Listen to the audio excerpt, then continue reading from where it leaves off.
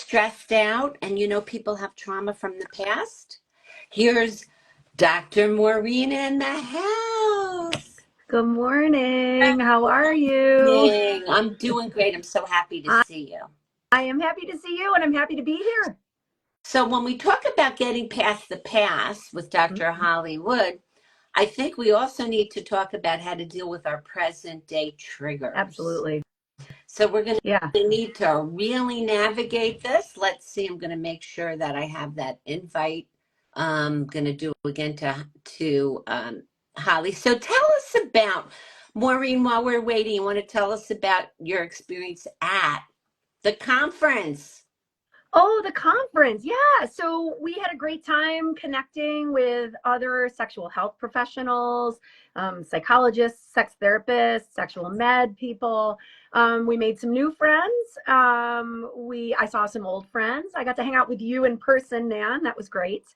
There were, I want to say it was uplifting, and there was a lot of reality too, because as sexual health professionals, we don't know what the next 4 years are going to bring.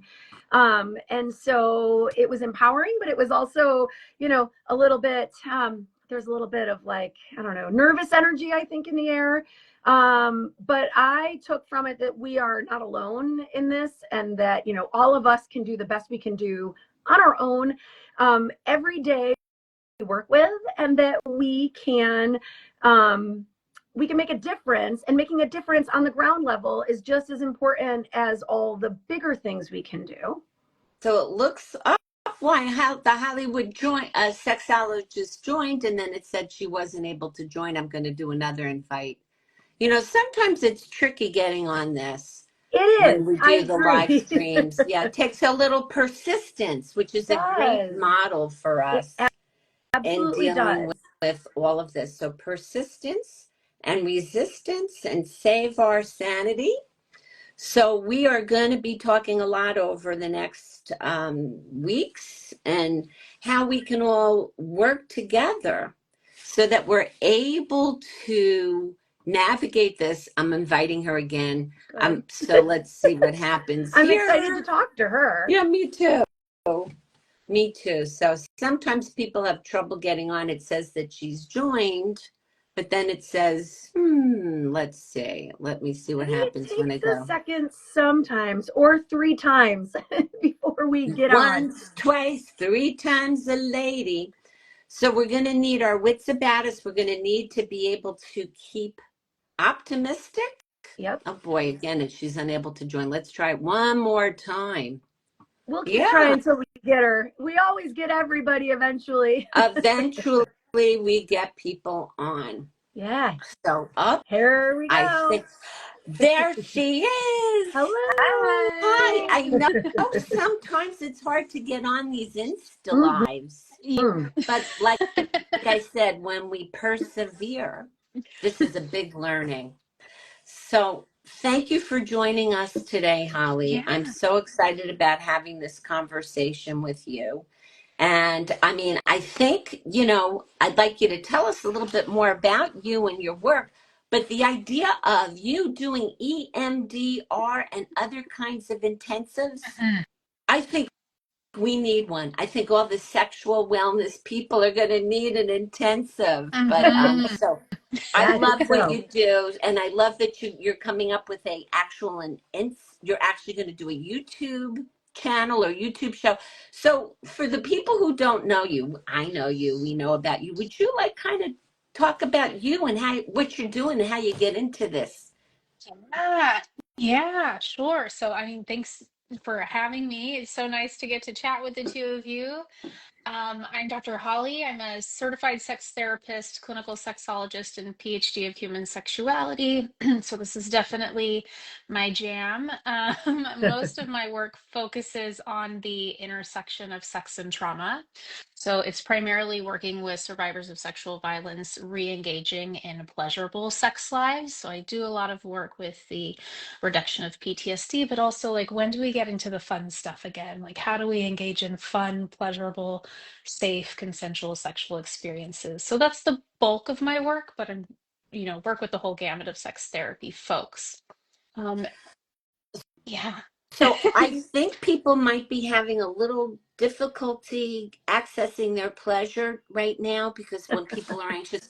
And I would love for you to talk to the point of how important accessing pleasure is in our navigating our lives.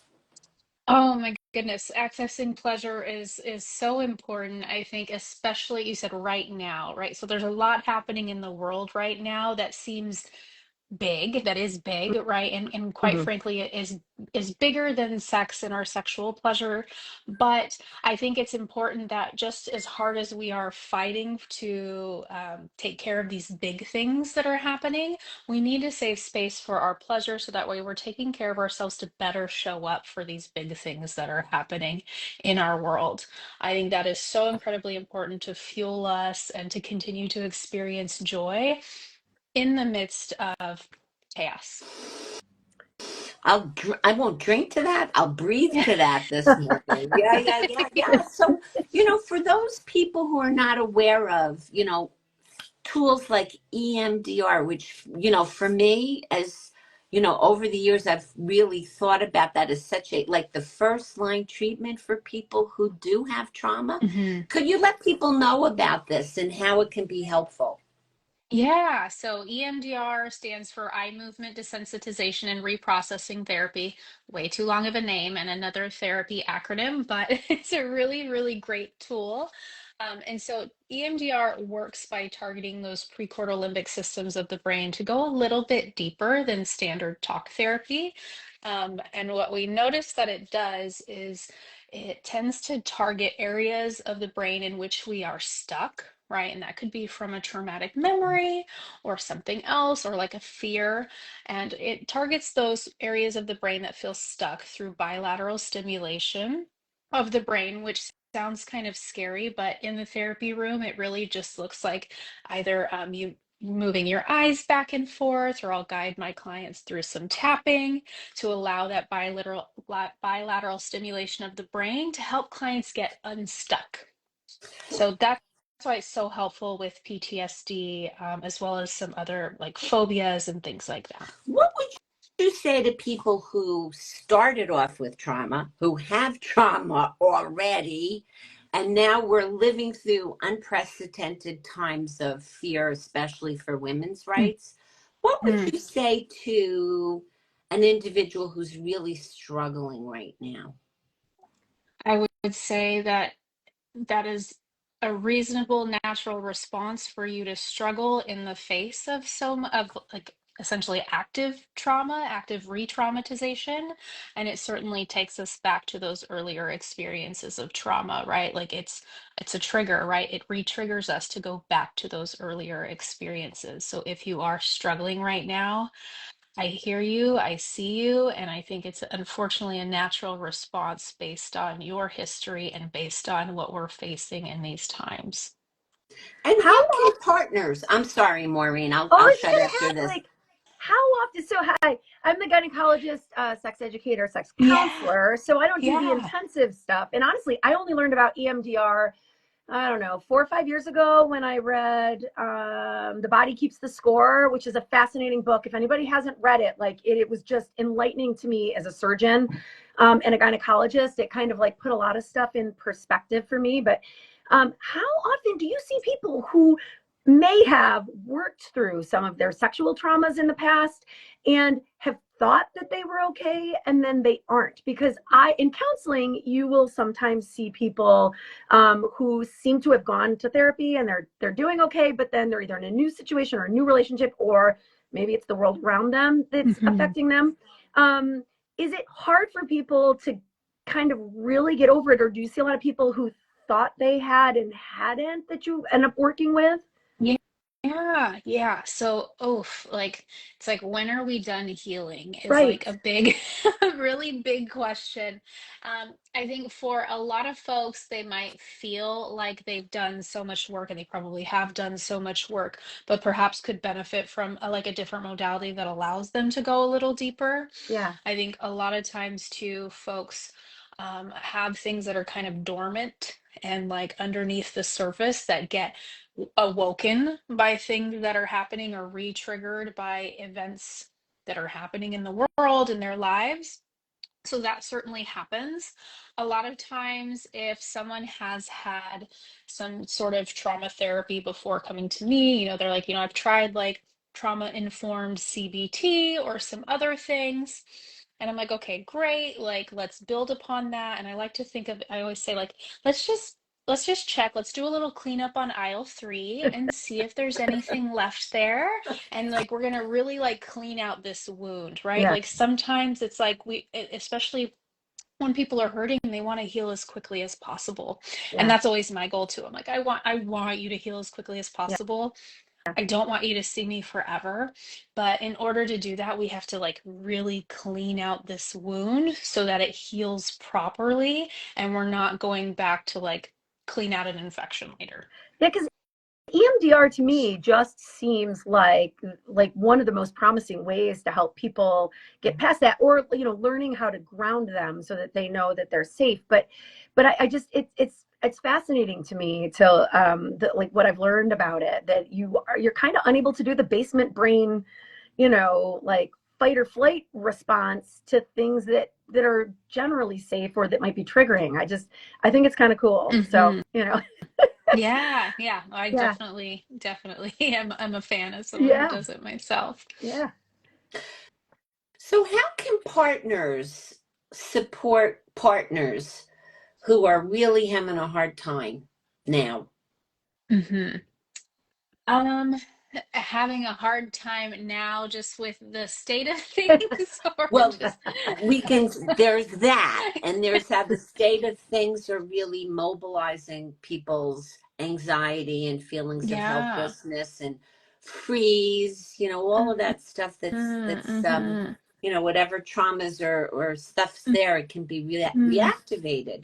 So how do you see partners being in support of a partner who's really having a hard time navigating? Yeah, I think the biggest thing, like it's like as a broad stroke, is just to show up as a pillar of safety, right? When we experience these fight, flight, freeze, fawn responses, right? Those are stress responses that are naturally within us to respond to stressors, to allow us to get to a place of safety, right? When you think back to like, I always say, think back to like caveman days when we were running from like wild animals and things like that. You needed to have those responses in order to get to a place of safety. You have to fight the lion or run and hide from the lion to get to your village to feel safe.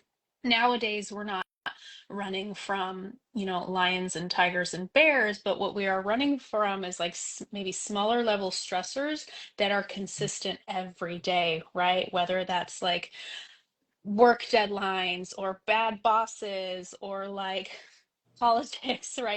Things that Right. are like constantly chasing us and we can't necessarily like dive into a cave and hide from. So it's important for us to get to a place of feeling safe. And so when I think about how partners can be uh, get people to feel safe, right? I think like you show up for your partner, you connect with them, you ask them how you can be supportive, you listen to them, you hold space for them, and you show up. As you show up being safe in whichever way feels good. Maybe that's holding your partner, maybe that's just listening, but getting to a place of safety is really how we help to regulate that stress response. So that's what I think for partners. That's great, Holly. And the idea of even asking a partner is such good attunement. You need a hug, you need me to listen to you. How can I support you? And in the work that I've been doing over the years in helping people educate themselves about the emotions, especially when we're healing from trauma, whether it's sexual trauma or even complex PTSD from bumpy rides in childhood, if we can get the ability to feel safer to have the feelings, somebody holding that space for us to feel the feeling more fully, there's always some good information in the feeling that might be about now, like what we need to do to change things up.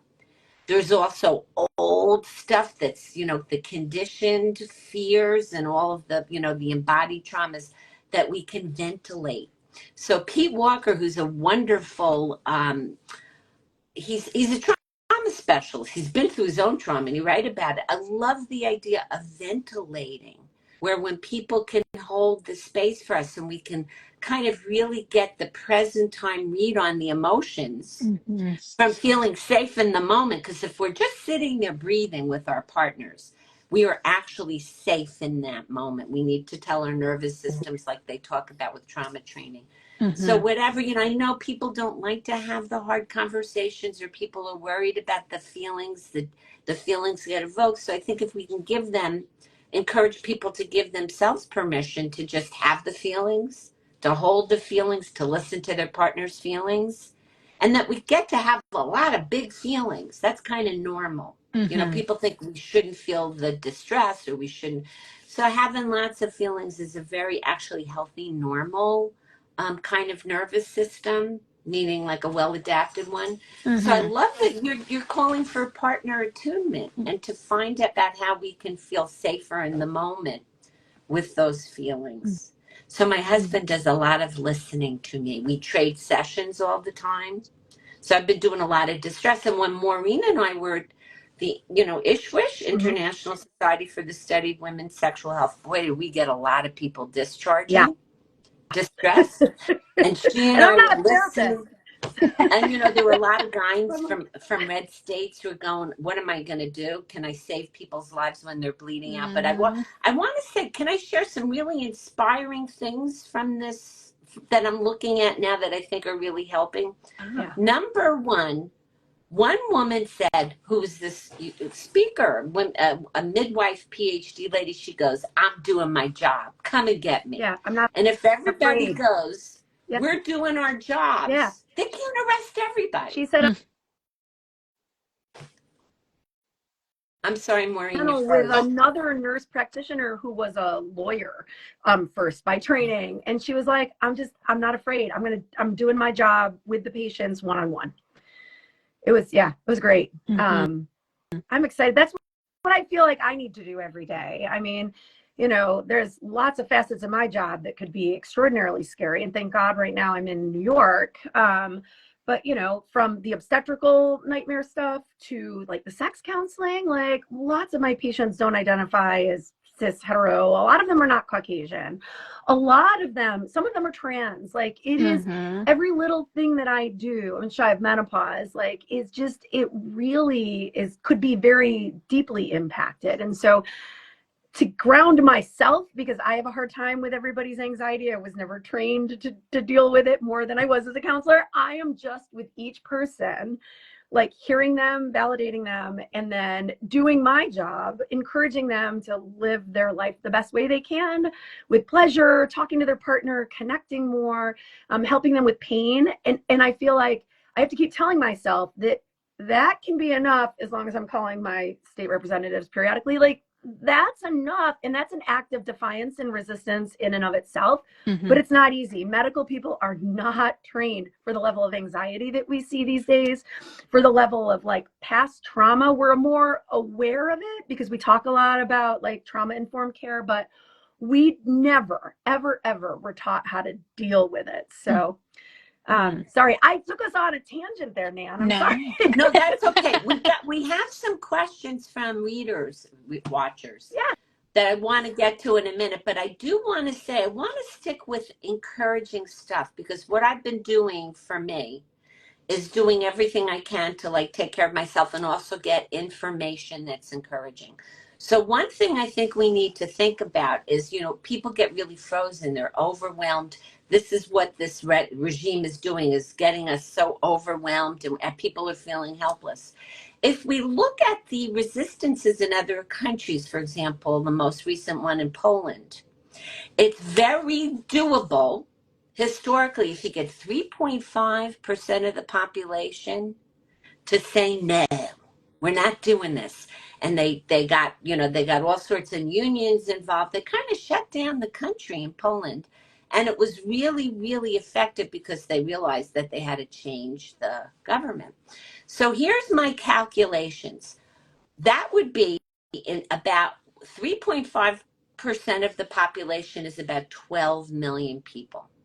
So when you think about it, people feel so frozen. If we got 12 million people out there saying no, like really pushing back, shutting stuff down, refusing to do business as usual, and we wouldn't even need the men, because if we have 50.5% of the population is women, all we need is about 7% of women to say no. So there are women's marches. I really want to help people get out of the learned helplessness and to feel like, yeah, we're going to vote with our wallets, and where we don't spend money. We're going to go out and picket. There's going to be marches all over the states tomorrow. I'll live cast from Morristown, New Jersey. There's one in Union Square, New York.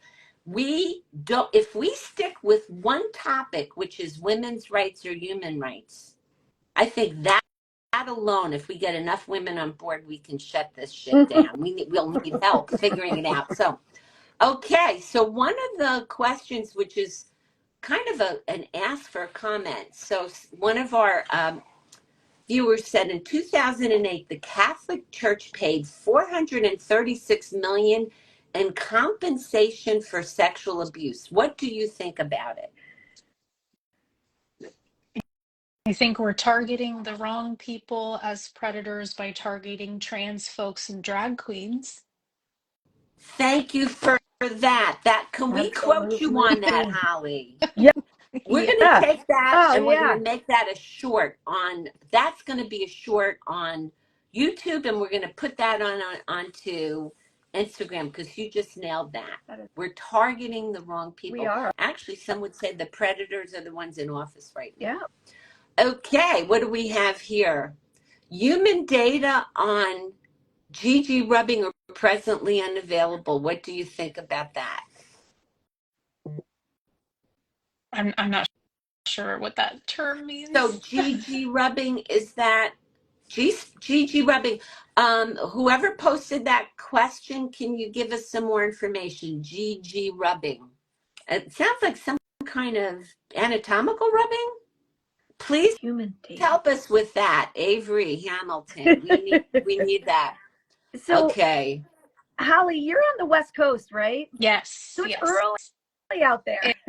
It is, and it figures the one day I slept through my alarm was today, but I am here. Oh, no one could tell. You look great. Yeah, that is hard. I was wondering if you, well, actually, we might have some clarification, but I was wondering if you could tell us a little bit about your YouTube channel that you're planning, and a little bit about like what your day-to-day is like. Like I've never taken the title sexologist. But I in some ways I feel like I am, and I know it's kind of like, how do you define it? But I guess if you could kind of tell us, I mean, at some point we definitely want to hear about what's going on in your YouTube channel, but as far as like a sexologist, like what does that mean to you? What do you bring to that? Because it sounds like you've got like a pretty like fabulous set of skills, and your clients are lucky to have you. Yeah, thank you.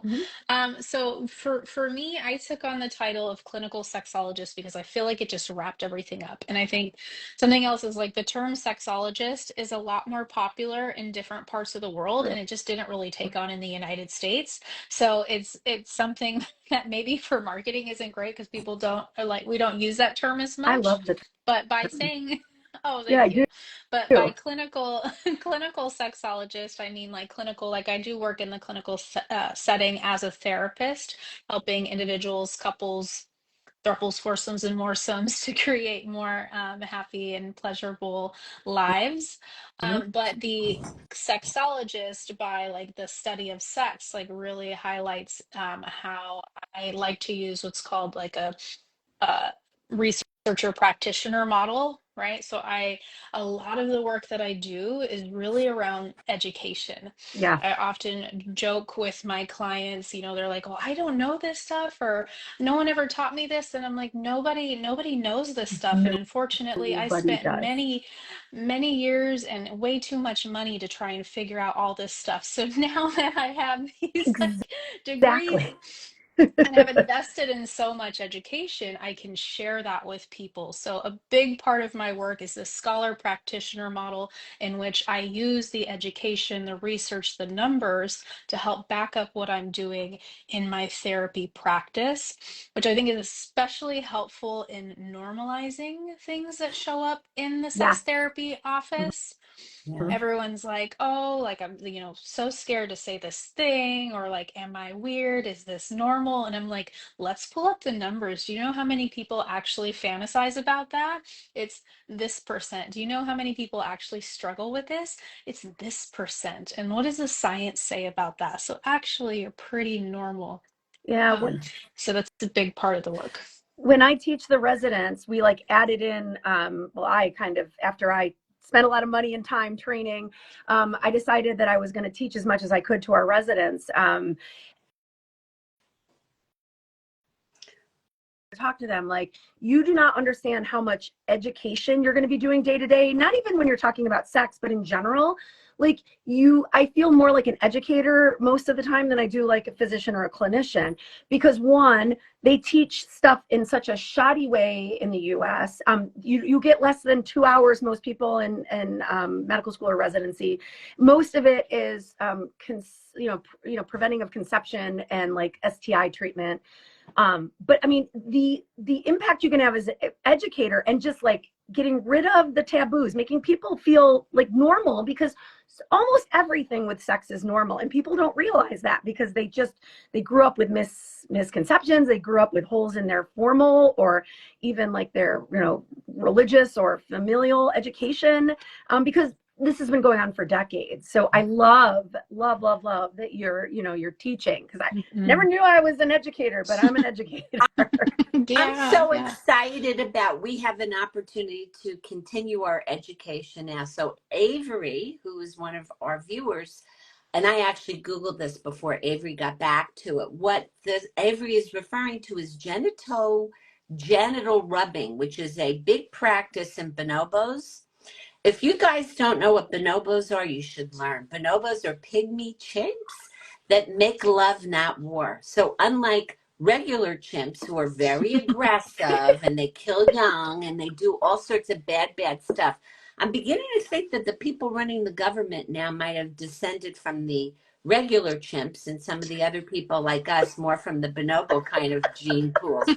But so it's a big part of female bonding. Bonobos are matrilinear. Mm-hmm. So the women stay and the boys the boys stay in their act. The girls go off and they bond with other tribes with the women. The boys stay and they're actually regulated by their mothers. So what they asked is whether there's any science that we know of about this kind of genital rubbing. Now, I haven't seen anything specifically. I think people talk about that behavior as kind of when you rub against each other, when you put your pelvises against each other and grind, that could be looked at as a version of that. Mm-hmm. But, what I love about this, having people talk to us is we're talking to each other. We really get to think about how female bonding in these bonobo tribes is actually very much related to the lack of violence in that species, in those tribes. So I think we women, we need, and when in the real world, when they have women in negotiations about war and conflict, they're settled. The conflicts are settled a lot faster and a lot better. So yeah, I don't know. Women to be in charge. Well, maybe we need to that's change. what we just need to do. Get 12 million of us to spend $1 to get $12 million and get people to help us shut down the war on women's bodies. If we pick that one, I think we'll do well.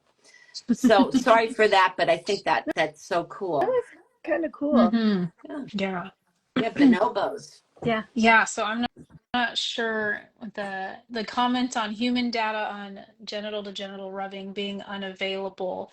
Well, for one, it's just hard to do sex research in general. It is hard. And it's gonna be harder. And I just got my funding cut from my research. So Oh my wait on goodness. this. Oh Yep. my goodness.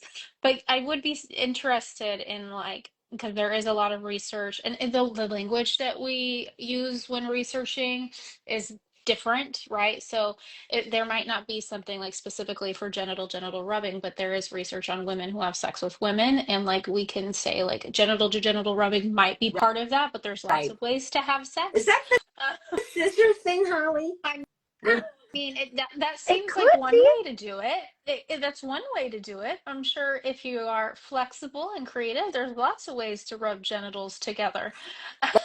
Let's think about that for a home practice for pleasure. Figuring out how to rub our genitals together for Yeah. fun and for emotional well-being. Yeah, it just when you bring up like the bonobos and especially you're talking about female genital to genital rubbing, right? I think about research on women who have sex with women and around like orgasm. And when we look at like the orgasm gap Orgasm gap. Yep. research, right? What we see is that, heterosexual men are having the most frequent orgasms, followed by gay men, and then followed by women who have sex with women, right? And So then way they're higher down, up there. Yeah. way down, it's like what, 60-something% is women who have Mhm. sex with men. Mhm. Yeah.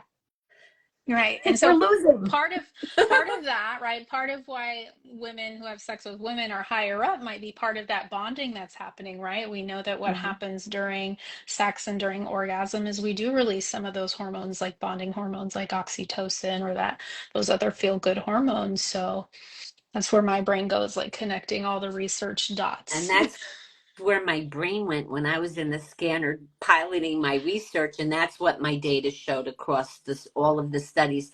So that, the sexual stimulation and orgasm is actually a great way to reset our nervous systems, and this is a pharmacy right here.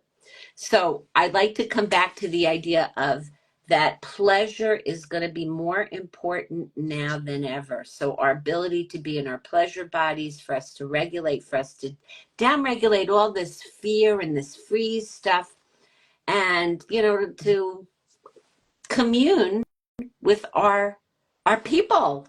That's what we need to do. So solution to make orgasms actually equal. That's another one. I think that we had a guest a couple weeks back, Candace Nicole Hargens, in her new book, Good Sex, Science, Mm-hmm. Stories, and Mhm. Strategies for Sexual Liberation. She Mm-hmm. made, and that's a great book for anybody who wants to read about how do you get more equality. She talked about that one of the ways that we can really be activists is to make sure that we're getting equality in our domestic lives. Mhm. So that's really how we start there. And then I think it's going to help everybody be able to have better sex at home, more connection, more communication, a sense of well-being, feeling safe in your home, Mm-hmm. sexual equity, role equity, all of those things that we need to do I, so that we have happier home lives makes us better citizens and Mm-hmm. just better at what we do. I Mm-hmm. I think too. I mean, those of us that are out here who love this topic, who love to help people have the best sex they can, to help them like regain control over that after trauma. I mean, like orgasm can complete the kind of like that stress cycle, which is actually good for us. But I feel like one of the ways that we can help kind of narrow that gap is what we're doing right here, right now. And everybody else who's with us out there, not stopping what we're doing and educating, talking about sex reduces the stigma, and it helps, get rid of taboos, and it normalizes things. And then it'll be empowering for people to like take that back to their bedroom. And if they always have quick and dirty sex with a man who never figured out where their clitoris was, then hopefully they'd be empowered to like work on that, whether they're working on their solo pleasure and then their connected pleasure. But we got to talk about it. We got to talk about it. We gotta break the taboos. We gotta normalize it because Mm-hmm. it's normal. Mm-hmm. Mm-hmm. Yeah, I think having the education about what feels good about our bodies and like knowing what feels good to us so we can communicate that to our partners is important. I think taking um not emphasizing so much like the penocentricity of heterosexual sex. Like there, again, there's so many more ways to engage in sex Yes. besides PIV, Yeah. penis and vagina sex. So expanding beyond that penocentric view of sex. And I think being able to communicate what you want, I think for a lot of folks who are socialized as women, we're taught that we are to be passive in the bedroom, or we are to please our partners, or that sex is for our man-identified partners. And so finding confidence to be able to say, like, you know, can you move your hand to the left a little bit? Or like, I actually really like it when you touch me like this, allows us to really expand and experience pleasure for ourselves as women and not be so, I think a large part of it, so afraid to like hurt our partner's feelings. A lot of times I hear that a lot, like, oh well, how do I tell him I don't want to hurt his feelings, he's like so excited, and he'll be okay, right? He'll be okay. And what is better than having a partner who hears like a way that you can feel even better and goes, oh yeah, I want to do that. So Yeah. Do you, I think, I yeah. was gonna say, do you therapists think that, like, I mean, is that part of the way that, you know, women or you know, people in bodies that are assigned sex at birth, women, is that the way we're raised? That part of like, oh, I don't want to hurt his feelings, or oh, if I don't put out, I might lose him. Like, is that like one of those, you know, sex specific things where we're like afraid to, like, we're caregivers? I don't, I mean, I get it, but I feel like there's more women feeling that way than men. I mean, yeah, I think there's a big part of socialization that encourages women to, again, like to be passive, to cater to our women when it like throughout different spheres of life, but especially in the bedroom. I think women are kind of ascribed to these sexual, we're all ascribed to like sexual scripts based on these social scripts that we engage in, and a lot of those sexual scripts are like women are to be passive, men are to be aggressive, right? And I want to say too, like men can fall victim to sexual scripts too, right? Hmm. If men feel like, you know, something's wrong with them if they don't want sex all the time, right? That's like a script for folks who identify as men. And so I think, yeah, there's a big level of like socialization that influences how we engage in sexual practices. And a lot of it does stem from the And patriarchy. Yeah. when we're not really equal citizens, which we are not. We are, Hmm. let's not pretend we are. We Hmm. don't have equal rights. We literally couldn't get a credit card in our own names until 1974, and now they're trying to back it all off. Hmm. So, you know, I think the socialization, like women are, you know, we're supposed to be relational. We do have a lot of circuits Hmm. in the brain that are sensitive, women more so to oxytocin, men more so to vasopressin and sex hormones. So whatever these differences that we have, they're just, we get shaped in a way by culture that really disempowers women. And I'll tell you, a big issue with women over my 40 something years of practice, I can't tell you how many women didn't know what gave them pleasure physically because they really hadn't spent time exploring their bodies. They were told that that wasn't really good. It made them feel awful. They were, you know, so, you know, at the end of the day, and then also we have enthusiastic comments here. Pornography, which is where a lot of people get their sex education from, is really not friendly to women and their needs and wants, and it's not relational. So I have had people in my practice who's literally these people with penises were raised on porn and they didn't know how to have a relationship or sex with a woman.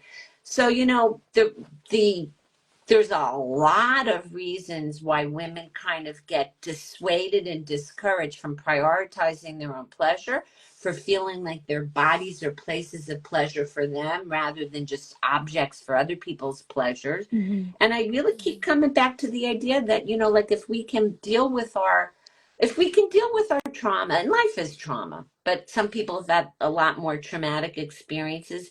If we can Hmm. deal with that and we can reset our nervous systems and we can really be pleasure activists, watch out, world. I think women can really do a great job at balancing things better. Hmm. Good Breath. breath. Yeah. So if you don't mind, tell us more about what it looks like when people do an intensive. I think people don't really know that much about what would a couple's intensive look like? Yeah, so an intensive is essentially a shorter, well, it's a long form session, right? So intensives and under the model that I use are generally 3 hours plus of therapy, and it's usually on a weekend. So it's great for folks who have like a busy schedule. And we do a lot of work squished into a few hours of time. So as opposed to like the weekly therapy model where you're coming in every week, and part of that weekly session is like a check-in, how have you been doing? How have you been since last week? We're kind of removing that and just doing one really long session. So you save time with doing those weekly check-ins, and instead you go really deep, really fast. So I do it mainly with EMDR, right? Because EMDR tends to work pretty quickly with the brain. So I'll do it with EMDR clients individually, and then I'll do it with sex therapy clients if it's clinically appropriate. Certain things that people are struggling with might be more well equipped to deal with during a weekly cadence model. But a lot of times what shows up for sex therapy intensives are people like struggling with like desire discrepancy, where one person identifies as having a higher level of sexual desire and the other person identifies as having a lower level of sexual desire. Or I just did one recently where both partners were experiencing pelvic pain and fear around talking about or engaging in sex with each other. I kind of uh, expressed to them, I'm like, they're both kind of like skittish cats around the bed, because both of them have experienced pain, and for both of them, sex has become so loaded. So in these intensives, we do a lot of work really quickly. And again, part of that is a lot of education around bodies, around sexual response cycles, around desire, how different people experience desire, so that people can get a lot of work done in a short amount of time. So I'm imagining there's real experiential learning going on in those sessions. They're having different experiences rather than just talking about something. I think like the best couples therapy sessions, the best therapy sessions are experiential, right? Like my favorite thing is to like, I think especially if we're seeing people virtually, a lot of times they want to report back to me, and I'm like, oh no, like turn towards each other, like pretend your partner's in the room with you, right? Because they are there, and like have that experience with them. Mm-hmm. And it's great working in a virtual space too, because they're in their room or sometimes their bedroom, sometimes sitting right in their bed, having that experience together, having a positive experience talking about sex together, which helps to kind of rewire that in the brain to like, this can be safe, this can be positive, it doesn't have to be so scary. So yeah, very experiential. And maybe even a little fun, a little titillating, like giving people permission to update their maps and their experiences with each other. I Mm-hmm. think really unhooks this old conditioning that's all fear-based and Mm-hmm. gives them the opportunity to co-create some very new, juicy, fun, connected experiences. Mm-hmm. And I Mm-hmm. do like Yeah. the virtual work too, for the reason of working with people in their environment. I love meeting the pets. I love the comfort that people have when they're home. So, Mm-hmm. who knew that virtual therapy was going to turn out to be such a boon? Yeah, no, it's great. Like you said, even the fun too, right? The last couples intensive I had, they're in their front room of their apartment, and they kind of pick up the computer and show me their kitchen, right? And it's like, oh, like you could do it on the counter right there. Oh, we have a big window right there. So, like, do you want to be in front of the window? Do you not want to be in front of the window, right? And just making it really light and fun and playful and in their own space where they're going to be engaging in intimacy. Yeah. So in the words of what I think about of the core emotions at the basement of the brain, if you can downregulate the fear, the panic, grief, sadness, and the rage, and you get seeking to get off the devices and get curious and playful, play is another good system in caring, you can get some good lusts for life and rub it all over each other. Rub the genitals together. Rub the G to genitals. G. Okay, so G to another G. question. Yeah. AT&T, also a supporter of conservative values, sells hardcore porn to over 1 million hotel rooms throughout the country via its hot network. Your thoughts? Here's Porn my is big thoughts. business. Here's my thoughts. Like, how many conservative lawmakers over the years have been caught like cheating on their spouses or doing something ridiculous? Like, sex is ubiquitous, and as much as people like to pretend that it's not, whether You froze for a second. It's not. Did you lose me? Just for a second. Yeah. So what I'm saying is, like, it does not surprise me at all that conservative people who tout, more, I don't know, like heteronormative patriarchal values are doing things like making $1 bazillion off of selling sex. This doesn't surprise me at all because sex is ubiquitous and humans are like, to quote, Curious History of Sex by Kate Lister. We're the only ones that like seek to cause shame around our sexual behaviors. Like, everybody has sex, but only humans make up dumb laws. It's all about controlling. Mm-hmm. It's controlling the masses, through shame and everything. Good luck with that. But the more that we can talk, if you can talk about sex with your partner, you can talk about anything and everything. That's my experience. The New York Times a couple of months back, they said people rather get divorced than talk about sex with their partners. I say this all the time. I'm famous for saying we'd rather fuck somebody than talk to them about the sex we're having. Like, we would fuck anybody and everybody and not talk to them about it. But if we remember at what makes for good sex across the lifespan, people don't talk about intercourse, they don't talk about orgasm, they talk about connection and transcendence. They talk about feeling connected. Yeah. So we are so disconnected nowadays. This is why I wrote my book. A big piece of it is that we're hijacked by our social media. Our minds aren't working properly. The younger people's brains aren't forming properly. So we need to get back together in the room with people. And even like this kind of connection is a hell of a lot better because we're looking at each other, we're listening to each other, we're communing. A lot of times people just text, they don't even talk. Right. Or they post and they're not even relating to any person. So we need to put our devices down, like protect ourselves from the overwhelm of the news because things are changed every moment anyway. We've got there's tariffs, there's not tariffs, there's this, the overwhelm is how they control people. So maybe we look at the news twice a day, if at all.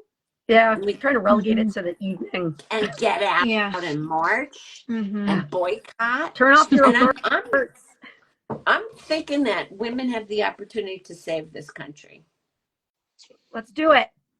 I'm with it. And have some pleasure and get reconnected naked. G to G. Seriously.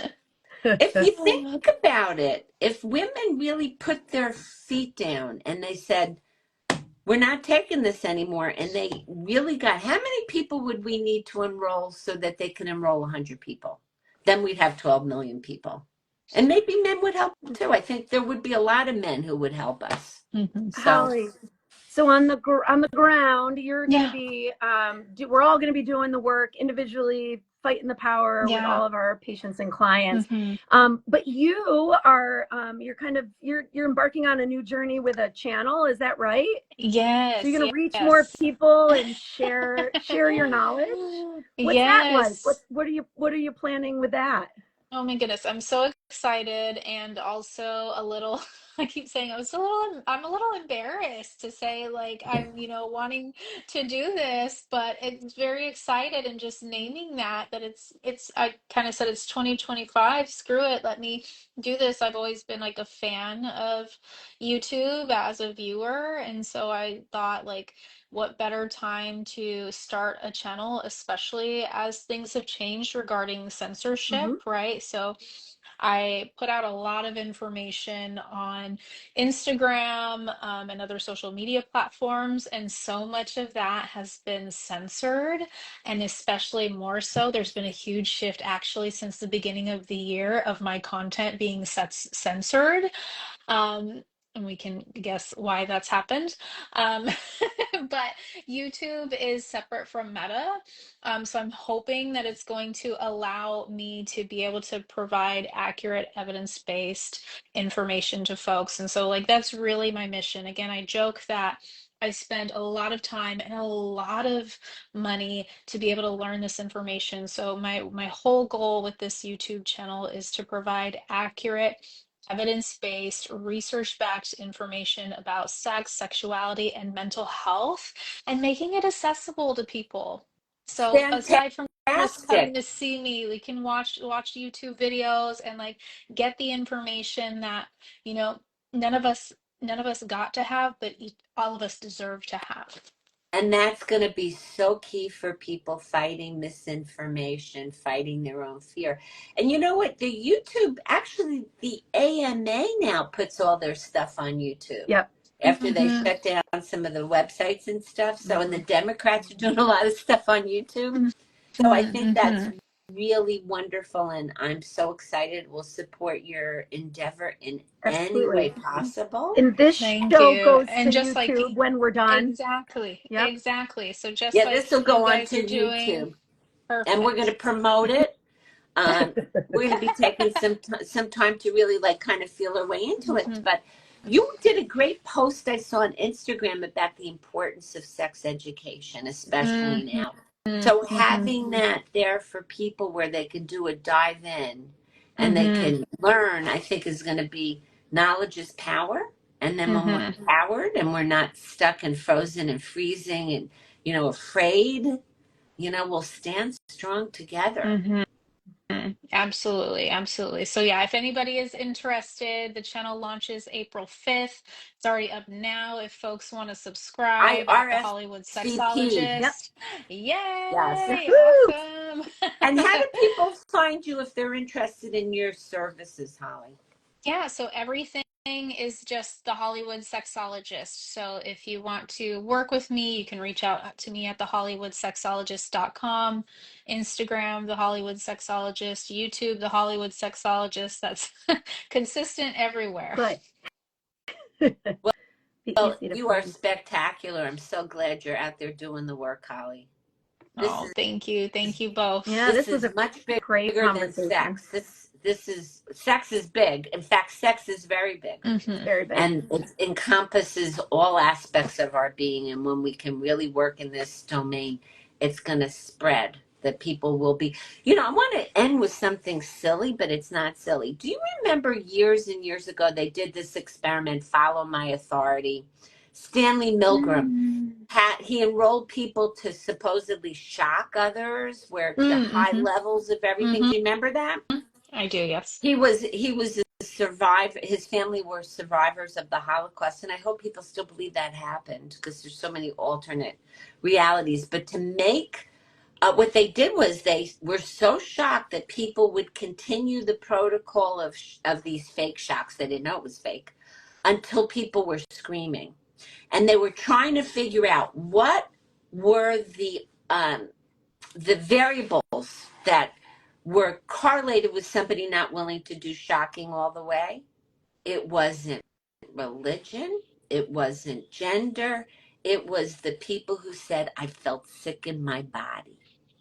So when people feel, when they're in touch with their bodies and they're aware of their own sensations, they can't do something to hurt other people. So what better way to get in our bodies with sensations, taking our bodies back, being in our bodies? I think that when we really feel true compassion and empathy for people, it's a healing force. And I think there are more good people out there than not. Me too. Yes. Oh, somebody's afraid of that Trump is planning to destroy the Department of Education. Well, We're educating on YouTube, so there's that. Yeah. And it might actually be more than you get in school anyway, but What would deep happen if all the teachers went on strike? breath. You know, there are ways that we can think about. What There we're are. going to need to do There is are. get creative about, you know, like we can study. I'm no historian, but there are people like from Harvard, from their First Amendment. I can't remember the name of the woman who's the dean, that have studied what countries have done to resist. And I know this is a new parameter. We've never had this.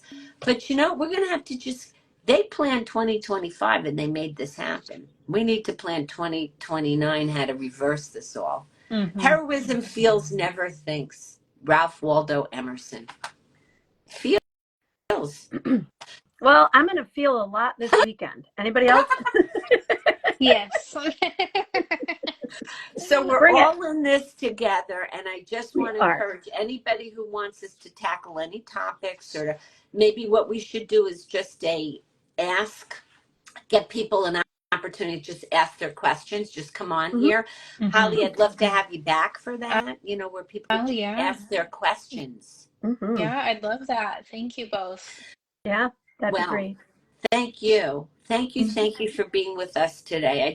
I feel inspired, and I feel like I'm making my signs for the protest today. And I'm feeling like we're all in this together, and there's a lot of people, a lot of allies. Yep. That it's not just women. There are a lot of people who, especially as things are starting to hit and they're realizing that it's not going to go so well, and this is not okay. So I believe in human goodness. There's a wonderful book called Hope for Cynics, The Surprising Science of Human Goodness. I've been filling myself with encouraging. Another huge resource for everybody is Loretta Ross's Calling In. How to navigate with people that you can't cancel. She's got an online course I'm taking. We need skills. Because we need to, instead of calling people out or making them wrong, we need to call people in so we all can work together on the healing of this nation. Been great talking. Have a wonderful weekend. Thank you Awesome. for our viewers, and we'll be putting this up on YouTube and making some good clips. And go and make a fantastic, powerful Friday and a wonderful weekend. Everybody, Thank you. Bye, everybody. Bye. Thank Have you, a great- Holly. Thank you for having me. to turn this off. There we go. Bye.